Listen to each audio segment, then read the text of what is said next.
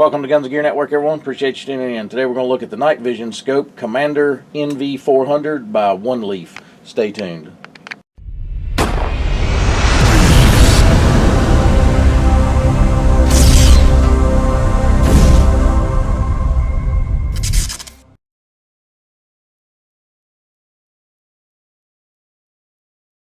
Welcome back, guys. Appreciate you tuning in. So today we're going to take a look at a really cool night vision scope called the Commander NV400 by OneLeaf. So OneLeaf has been around a while, and they had actually had a scope prior to this. It was actually like an attachment to a scope, but this one is an all-in-one built unit. And they sent it over for us to take a look at, and I did that based on looking at other reviewers and kind of, did it have a good reputation, did people like it? And the answer was yes. So I said, okay, I'll take a look at it and see what my thoughts are. So with that said, I want to thank them for sending it over. But I also want to say this is going to be a fairly long video because this scope is very in-depth with a lot of features. So we're actually going to do maybe a couple series of videos. This is going to be kind of the tabletop look at it. I've done some testing outside and a little bit of messing with it over the little while I've had it. Been kind of busy with life and work and things like that, so I've gotten a little behind getting out some videos. So I did want to get out the tabletop version of this first. And what I'm seeing so far, I really like it, and the reviews and stuff seem like it's going to be a really solid option. So with that said, I'm thinking of it more from a prepping standpoint, and with that, I went ahead and bought a dedicated lower. This is a standard 5.56 lower that I bought. A upper. Bought a dedicated upper for it. So this right here will be a setup that I would just add a lower to be able to go with night vision. So I didn't want to spend a whole, and I may want to building out a night vision dedicated rifle, but as of now I just got this dedicated upper for it. So they did send the scope over for evaluation free of charge, but I did went ahead and I based on what I'm seeing and stuff, I like it enough that I dedicated an upper and purchased that myself. So this thing is feature packed, and we're going to just kind of take our time with it and see what it's all about. So first things first, current price on this is on the Amazon site. Again, you can go to my Amazon store and find the links to everything if you want to purchase this, or go over to the OneLeaf website, and we'll have all that in the section below. So current price on this is $708.99.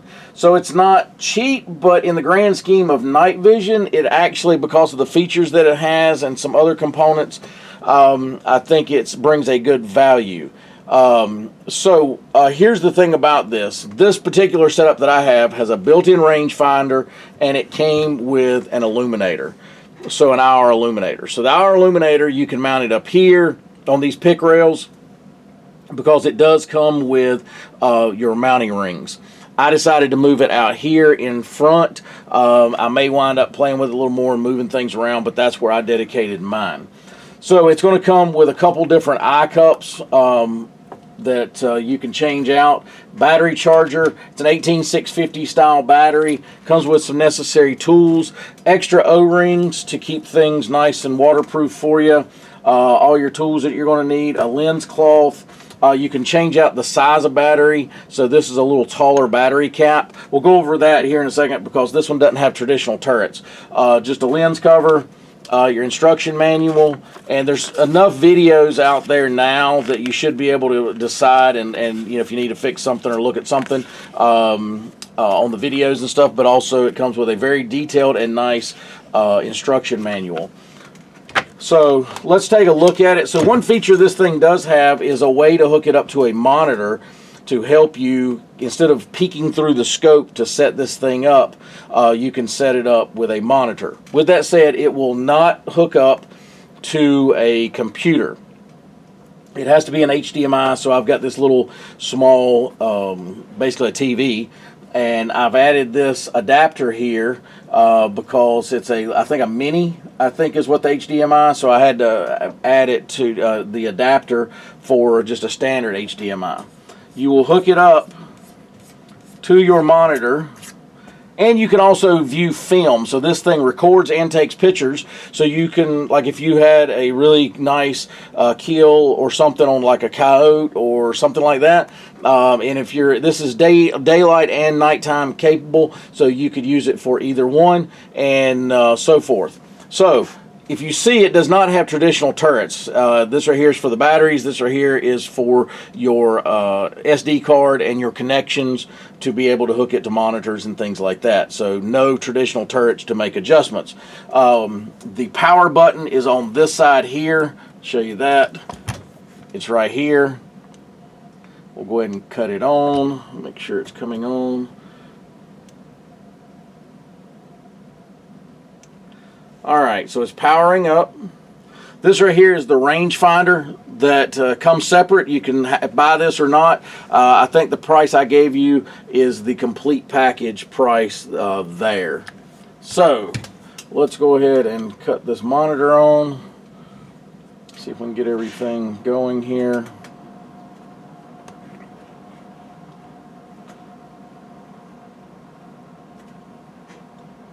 So HDMI. All right. So this is the reason you're seeing a white background because it's currently pointed at a white wall. So you're going to your record button and all that for your video is right here in front of this knob, and there's some other buttons here. Let's take a look. So you have day mode, and then you've got the lens shade that's here. And then you've got night mode. This is starlight night mode. Please remove the shade. So you would remove this. It is removable this way. You just flip it over out of the way. Is everything picking up in camera, son? Oh, yes. My son is down here helping me. Say hey, guys. Hi, guys. All right, so let's get into some of the menu here. You've got multiple reticles and things like that. This is what you're going to see when you look into your scope, is what you're seeing here. Battery life, mine's currently at about 3/4 to a half, so hopefully we got enough battery to get through this video here. So you've got a compass, and you also have angle, like so if I want to angle, if the thing gets out of kilter, it shows you that. If you are not even, so where it'll zero out. See these arrows here, so you can kind of steady it that way. So to get into the menu, press, and now here's your settings. So I just kind of short to medium press. Let's get, so if you short press it, it's going to get you to your reticles. So let's go ahead and do this. I'm going to show you, I just long pressed and it went out of the menu. So if I short press, this right here is going to bring up, what that is indicating that the rangefinder is on. So just a quick short press is going to give you your rangefinder. So let's cut that off. So if you long press again, the menu comes up. Reticle types. So it has multiple reticle types throughout this, down to just a dot. Let's see what the dot looks like.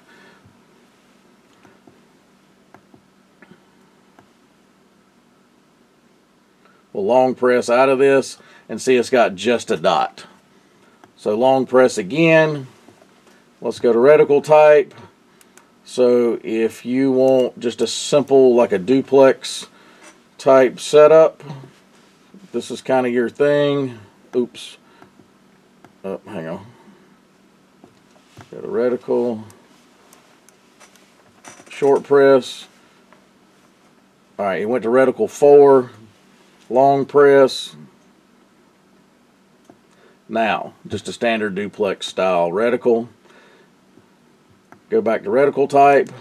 I'm okay with this first or second one. So we'll put it onto that. It goes to 1.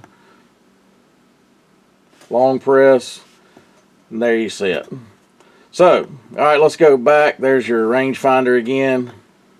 And what you see that flashing is because it's on that white wall. It's emitting the rangefinder.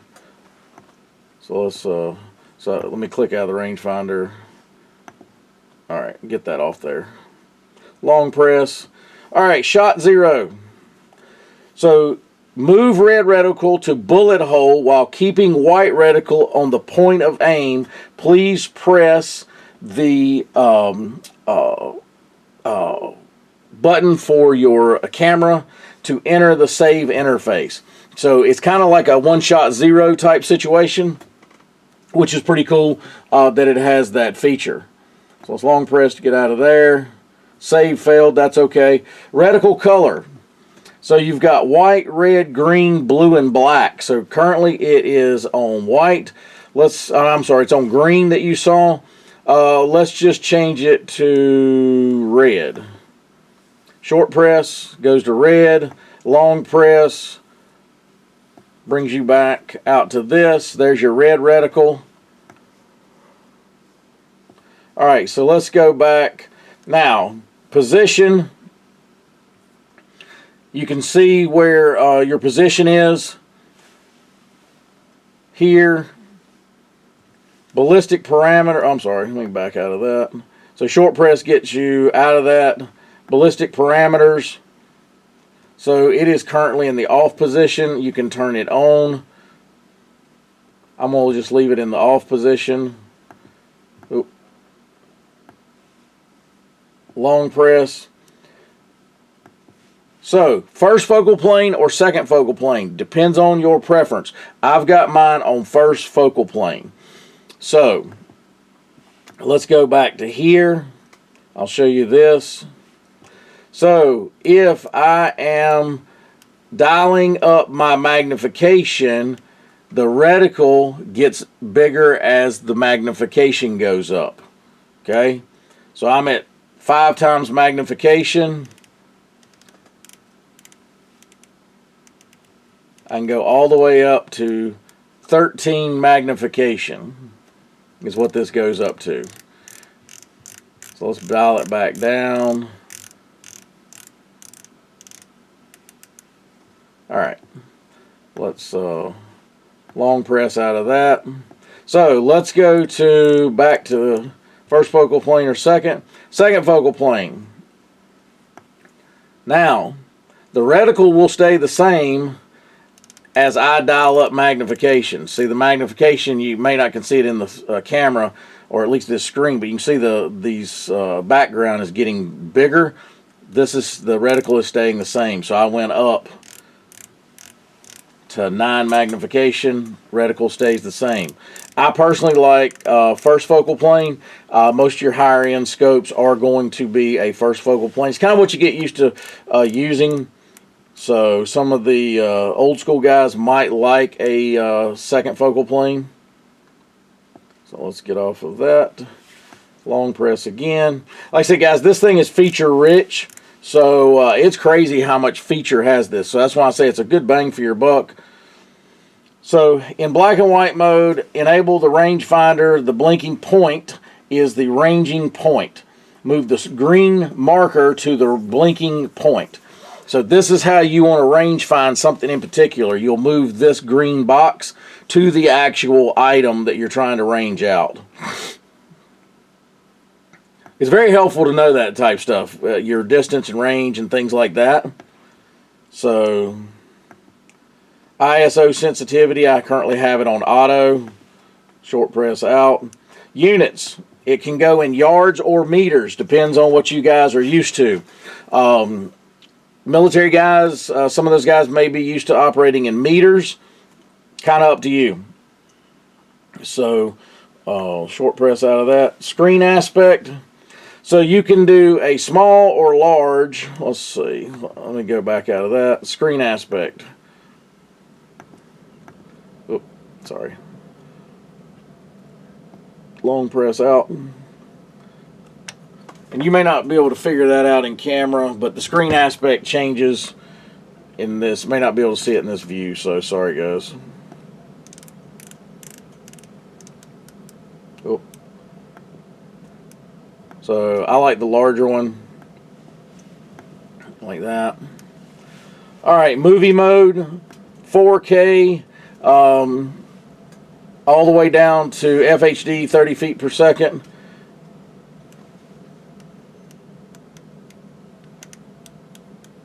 So you got different resolutions you can go to, whatever. Oh.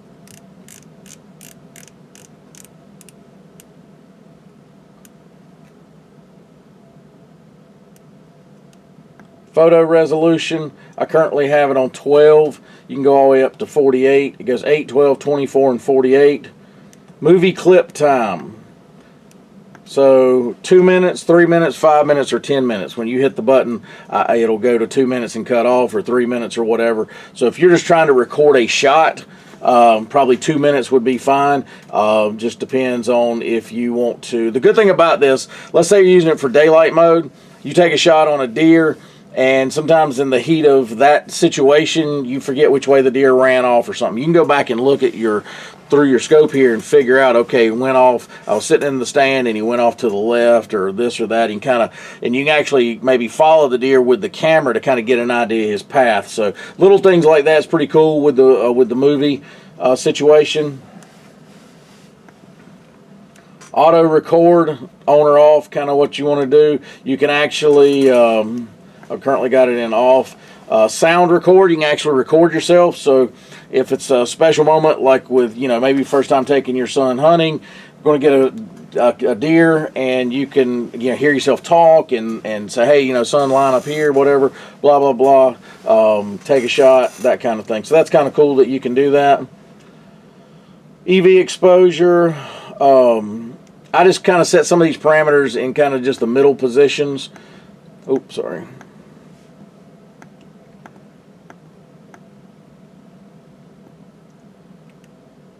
Oh. Sometimes it takes a little bit to figure this out. It's like I said, it's got so many features trying to get to everything. Let's see.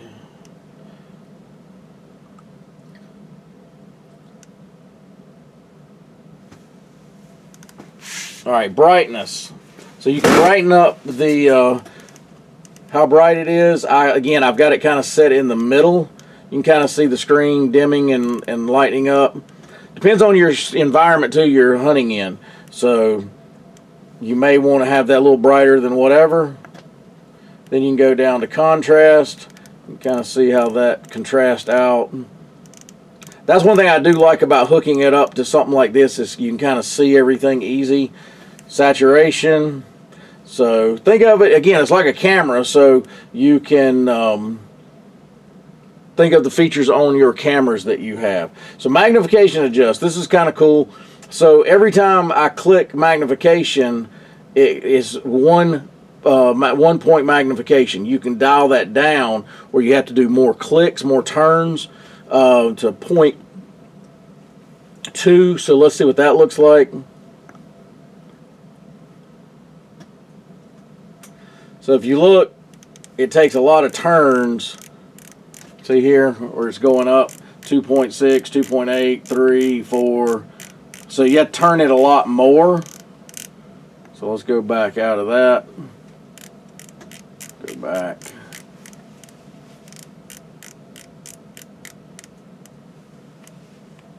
Magnification 1.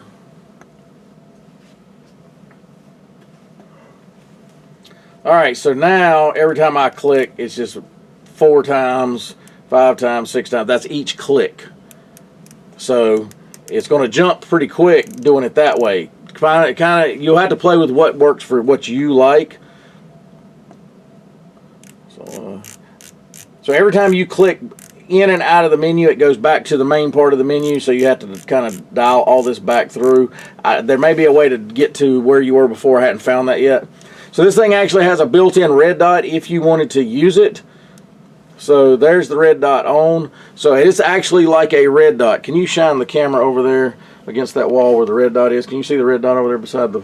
So if you see, you guys, this thing has a built-in red dot if you wanted to use it. So that's kind of a neat feature that for shorter shots, you may just want to put a red dot on something instead of the scope. But that's kind of up to you.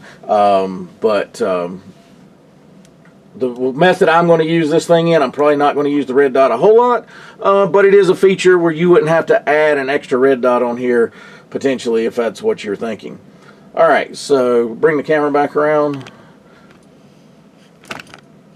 So the buttons are backlit, so it's currently off, and what I mean by that is these buttons here will have a backlight, so they'll kind of glow. Me personally, I'm going to leave them in the off position so I don't have anything glowing down here like that. LCD brightness, again, I've got it kind of set in the middle. You can kind of play with that how you want it.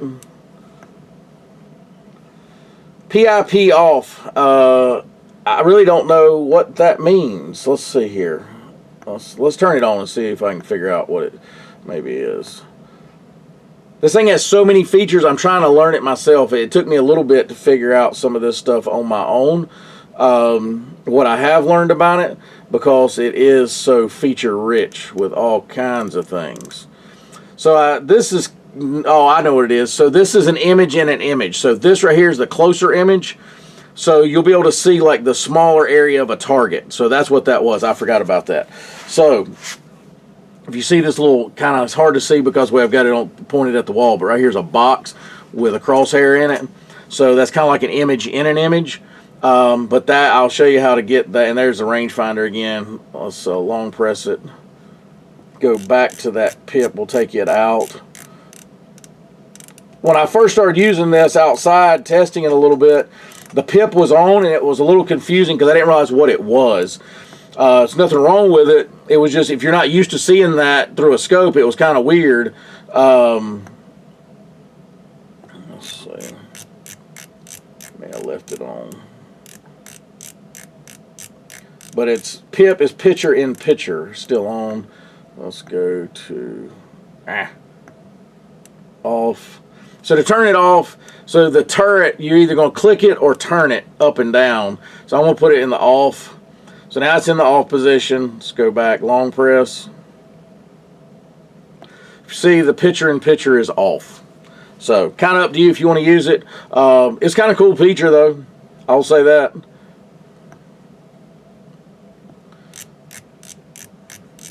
I'm just amazed at how much they pack into this thing.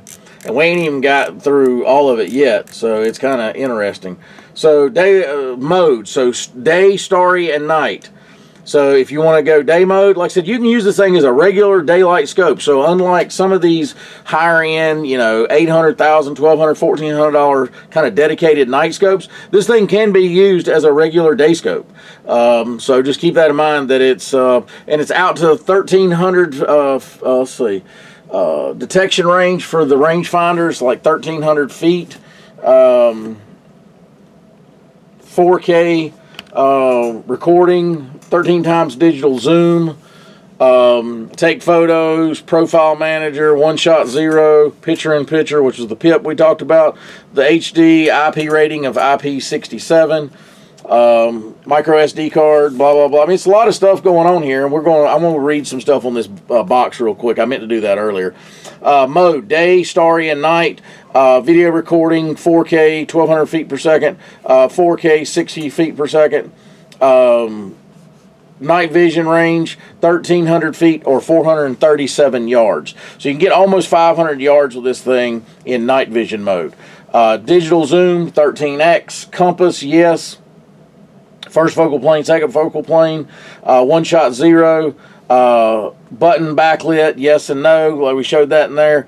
Battery reversal alert. 6 profile managers, 7 reticle options with 5 colors, screen aspect, external HD port, yes, IP rating. So anyway, we'll keep going through this thing. So I'm currently in day mode. Let's go ahead and move that. Let's just move it to night mode. All right. So display icon is currently on. Display widgets is currently on. And you, like I said, let's let me show you this. So let's go. I'm gonna go ahead and cut it off first.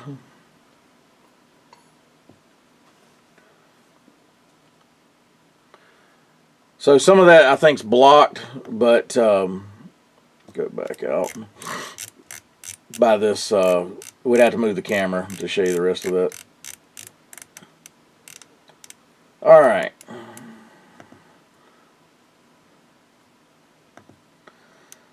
Compass calibration. This is how you calibrate the compass. I've already, it shows you exactly. So this thing's very detailed of what you need to do. So I've went ahead and calibrated the compass. You need to do that before you mount it, obviously, if you're going to hold it in your hand and do the figure 8 motion to calibrate it. And it's accurate. I've already checked it against a standard compass. It works fine. Gyro calibration. Placing horizontal as shown in the picture for 4 to 10 seconds. So on a flat surface, non-mounted. So I've already did that before I mounted it. Alright, so stamp. You can have your date and logo, date, logo, off. So I'm going to put it in the off position. Date, format, year, month, date. Clock setting, you can have that. Format SD card, make sure you're formatting your SD card. Version and card information, and then reset setup. So if you hit this, it's going to go back to factory settings, so keep that in mind. So let's go back to, let me get over to it.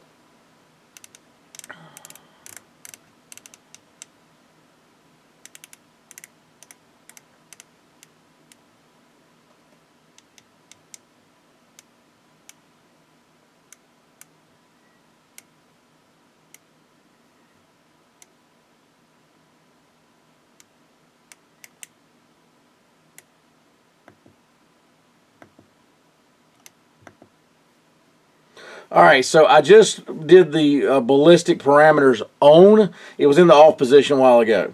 So you can actually put in here ballistic group A, and then you can do different ones. So ballistic coefficient, so you can actually put your data into the scope of what you're shooting and so forth. So the bullet weight, initial velocity, 0, what range you have it zeroed at. And then it will tell you where you need to hold. So it has basically a built-in ballistic calculator that you can use and store all your information for that. It tells you the altitude, temperature, what have you. So let's see. I want to see if this temperature... So temperature, the air and heat at given time and place. If the temperature of the location is not known, use the default value of 59.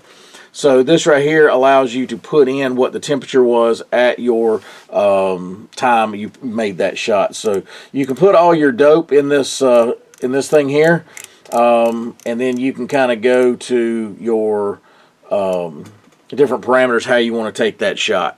So kind of cool. Like I said, super feature rich. I've yet to see one with this many features. It's just crazy how many features this thing has.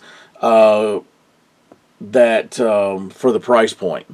So it's pretty interesting item when it comes with that with all the features that it does have.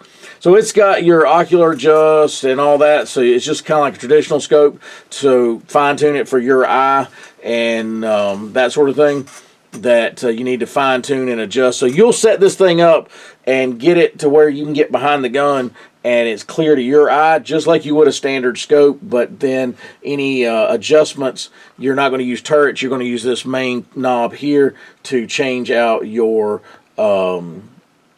magnification and things like that. So that will tell you exactly what you need to know, is all in that setup and so forth. But I'm really impressed with this thing. I was just I was blown away by just how many features it had. I've never seen anything like this to have this many features. So if you're looking for a night vision scope, I would highly recommend something like this. Again, I'm going to do a series of videos with it. Sorry it took so long to get this one out. I've had this thing for a little while now. I've done a little bit of testing. I didn't get any footage of that. I was just kind of playing around with learning because I will say this. There is so many features with this thing. There is some learning curve to it, just to understand how to operate it. So just take your time, figure all that out. That's what I've been doing, is just kind of getting acclimated to it and learning all the features and what it does, what features I really am going to use a lot, what I'm not, and kind of filter through some of that to be able to make those decisions when I actually go out and hunt with it or something like that. So yeah, but if you're looking for a feature-rich night vision type setup that you can use with daylight option, this right here would be a good option for that. I'm probably not going to use it much in the daylight option because I've, again, dedicated this to more a long range or at least night vision. I won't say long range, but definitely night vision capable type night shooting. So that's what my setup want it to be like. You know, again, dispatching coyotes and things like that on your property that you need that little bit of edge, being able to see at night, something like this would obviously work really well. But again, I want to thank OneLeaf for sending this out. Again, all that information will be in my section below, and I will give more updates, more, you know, videos, some footage, hopefully maybe at the range or something with it, or definitely outside footage of us using it. There's some good videos out there, so don't just take my word for it. Look at some other videos. There's some guys that use these for varmint hunting, like for with air guns. So think pellet guns, and they're going shooting rats at night kind of thing, which is kind of cool. That's kind of a neat little sport that some people do. They use this a lot, and this held up for those high-powered, sorry, hit the range finder. That's why that thing was flashing. But that's why they, if they can hold up to some of those high-powered air rifles, so they're known to destroy scopes. So something like this that's hold up for that, that's pretty good actually. So again, I'll report back as I learn more and do more with it. But again, I want to thank OneLeaf, and as always, guys, like, share, and subscribe. Bring another video shortly. Have a great day.